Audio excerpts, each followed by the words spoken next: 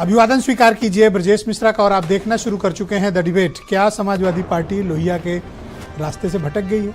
ऐसा मैं नहीं कह रहा हूँ, ऐसा उत्तर प्रदेश के चीफ मिनिस्टर ने आज असेंबली के भीतर दावा किया है और उन्होंने पूरे सदन की मौजूदगी में कहा कि 27 फिर से जीत के आएंगे। भविष्यवाणी की और ख़ास तौर पर वो नेता प्रतिपक्ष और शिवपाल यादव को टारगेट भी कर रहे थे। मुख्यमंत्री का ये दावा है कि 27 में हम जीतेंगे। क्या उनकी ये भविष्यवाणी सही है? उनका ये भी दावा है कि उत्तर प्रदेश को उन्होंने फ्रंट रनर राज्य बना दिया है 7-8 सालों के भीतर और उत्तर प्रदेश की आर्थिक स्थिति में ज़बरदस्त बदलाव आया है। मुख्यमंत्री के इस क्लेम का आज सामना करेगी समाजवादी पार्टी और अपोजिशन, जो ये बताएंगे कि उन्होंने जो क्लेम किया है उसकी सच्चाई क्या है। बहनों भाइयों, आज विधानसभा में अपने लंबे भाषण में मुख्यमंत्री ने समाजवादी पार्टी पर फिर हमला बोला। कांग्रेस के को वो बहुत ज़्यादा तवज्जो सदन में नहीं देते हैं, लेकिन समाजवादी पार्टी को मुख्यमंत्री खूब समय देते हैं, चुन चुनकर हमले करते हैं और आज उन्होंने एक करारा हमला किया, कोर पर वार किया है। मुख्यमंत्री ने कहा कि समाजवादी पार्टी राम मनोहर लोहिया के आदर्शों पर नहीं चल रही है, उनके आदर्शों से भटक चुकी है। उनका ये कहना है कि ऐसे ही चलते रहे आप तो 27 हम जीतेंगे। उन्होंने भविष्यवाणी की है कि 27 फिर जीत के आएंगे।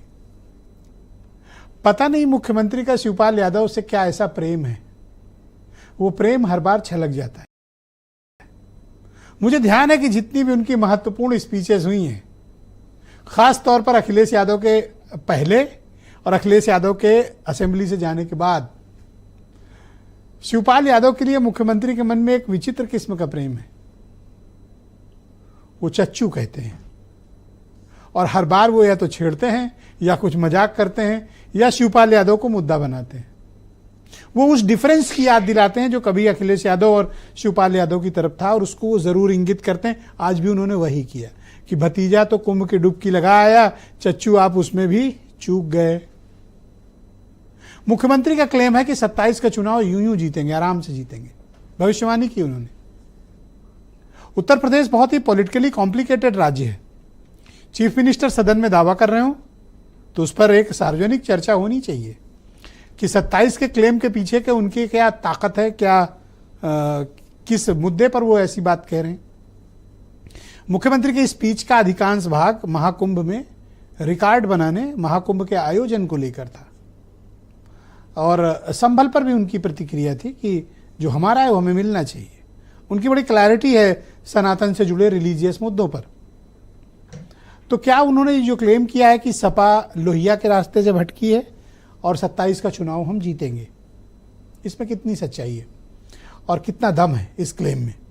आज हम परिचर्चा में उस क्लेम के कारणों का विश्लेषण करेंगे, ये जानने की कोशिश करेंगे कि क्या अब अगला लक्ष्य मथुरा है? क्या प्लान चल रहा है बीजेपी के भीतर? क्या प्लान चल रहा है 2027 के लिए? जिस प्रकार का वातावरण है उस वातावरण को कैसे आगे बढ़ाया जाएगा? और क्या सदन में मुख्यमंत्री अपोजिशन पर हावी हैं? क्योंकि अखिलेश यादव के सदन से जाने के बाद एक रिक्तता आ गई है और अब मुख्यमंत्री बहुत बिंदास बैटिंग करते हैं विधानसभा के भीतर। एक रिक्तता का भी फायदा है कि उनको जवाब देने वाला उनके कद के आसपास का कोई व्यक्ति अपोजिशन के पास नहीं है। तो क्या ये जो आरोप लगाते हैं, क्या समाजवादी पार्टी उसका डटकर सामना नहीं कर पाती है सदन में, या फिर जवाब देते हैं उन जवाबों को बहुत तवज्जो नहीं मिलती है? आप वो सुनिए। आज मैं 3 चुनिंदा वो बयान मुख्यमंत्री के निकाल कर लाया हूं। तकरीबन 2 घंटे 15 मिनट के आसपास मुख्यमंत्री की स्पीच थी।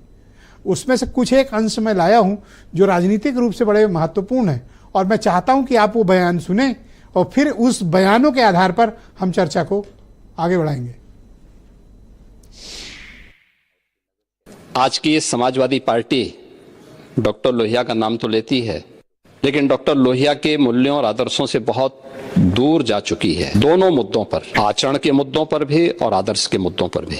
आपका आचरण, जो डॉक्टर लोहिया ने कहा था, सच्चा समाजवादी वह जो संपत्ति और संतति से दूर रहे, वो तो आपकी पार्टी के आचरण से देख सकते हैं। और आदर्श के रूप में उन्होंने भारत के लिए कहा था कि राम, कृष्ण और शंकर, ये जब तक भारत के 3 आदर्श हैं तब तक भारत का कोई बाल बांका नहीं कर सकता है। इन तीनों देव महापुरुषों पर समाजवादी पार्टी का कोई विश्वास नहीं है। दूसरों को उपदेश देते हैं आप लोग, लेकिन स्वयं उसको आचरण में उतारे होते तो संभवतः इतनी करारी हार नहीं होती और 2027 में भी इतनी करारी हार नहीं होने वाली। चल क्या रहा है सदन के भीतर, आज चर्चा करेंगे। एसएन सिंह भारतीय जनता पार्टी के प्रवक्ता हैं। हेमंत तिवारी उत्तर प्रदेश के बहुत ही जाने माने राजनीतिक मामलों के एक्सपर्ट और पत्रकार हैं।